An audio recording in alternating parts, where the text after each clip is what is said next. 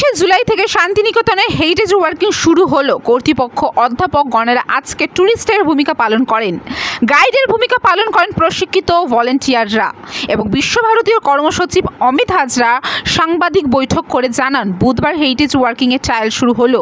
4জন ছেলে এবং 4জন মেয়েকে গাইডের প্রশিক্ষণ দেওয়া হয়। একজন ছেলে ও একজন মেয়ে মোট 4টি টিমে বিভাজিত হয়ে গাইডের কাজ করবেন। জানা গেছে, হেরিটেজ ওয়ার্কিংয়ের জন্য 300 টাকা টিকিট হবে। রবীন্দ্র ভবনের জন্য 250 টাকা টিকিট কাটতে হবে। সমস্ত টিকিট রবীন্দ্র ভবন থেকে কাটা যাবে। কলা ভবন, রবীন্দ্র ভবন এবং হেরিটেজ ওয়ার্কিং এই 3টি ক্যাটাগরিতে টিকিট বুকিং করা যাবে। পড়ুয়াদের জন্য ব্যাচে 50 টাকা এবং ব্যক্তিগতভাবে ঘুরলে 150 টাকা টিকিট কাটতে হবে। একটি ব্যাচে মোট 25 জন পর্যটক থাকতে পারবে।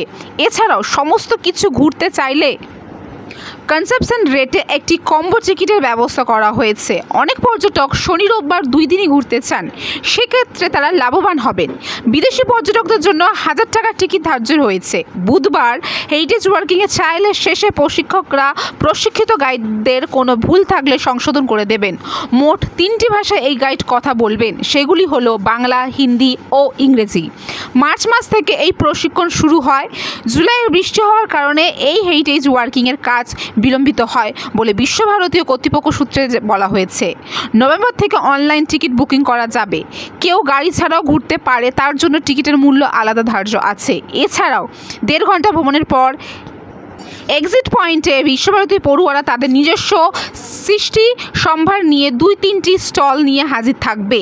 ভবিষ্যতের জন্য এমন পরিকল্পনা করা হয়েছে। বিশ্বভারতী তার নেতিবাচক প্রভাব থেকে বেরিয়ে হেরিটেজ স্টাইলকে সকলের জন্য উন্মোচিত করে এক ইতিবাচক সময়ের সূচনা করতে চলেছে। হেরিটেজ ওয়ার্কিংয়ের এরপর স্মৃতি হিসেবে সকলের সাথে স্মরণিকা তুলে দেওয়া হবে বলে বিশ্বভারতীয় সূত্রে খবর। বুধবার এই স্মরণিকাকে এবং টিকিটের উদ্বোধন করা হয়। এই ঘটনায় শান্তিনিকেতনবাসী ও প্রবীণ আশ্রমিকরা খুবই খুশি। বিশ্বভারতীর এই পদক্ষেপকে সুবীর বন্দ্যোপাধ্যায়ের মতন প্রবীণ আশ্রমিক সাধুবাদ জানিয়েছেন। আসুন এক ঝলকে জেনে নেওয়া যাক সেই স্মরণীয় কী কী আছে। প্রতিষ্ঠা করবেন, তো তিনি জমিদার বাড়িতে ফিরে গিয়ে যখন তৎকালীন জমিদার ছিলেন ভুবনমোহন সিংহকে জিজ্ঞেস করলেন যে এই জমিগুলো কার, এবং তিনি জানতে পারলেন যে এগুলো ভুবনমোহন সিংহেরই। একজন জমিদার তো আরেকজন জমিদারের কাছ থেকে দান গ্রহণ করবেন না, সেই জন্য তিনি মৌরসী পাট্টা গ্রহণ করেছিলেন। টোটাল 3 গাছ ও 20 বিঘা জমি বার্ষিক 5 টাকার বিনিময়ে মৌরসী পাট্টায় তিনি গ্রহণ করেছিলেন।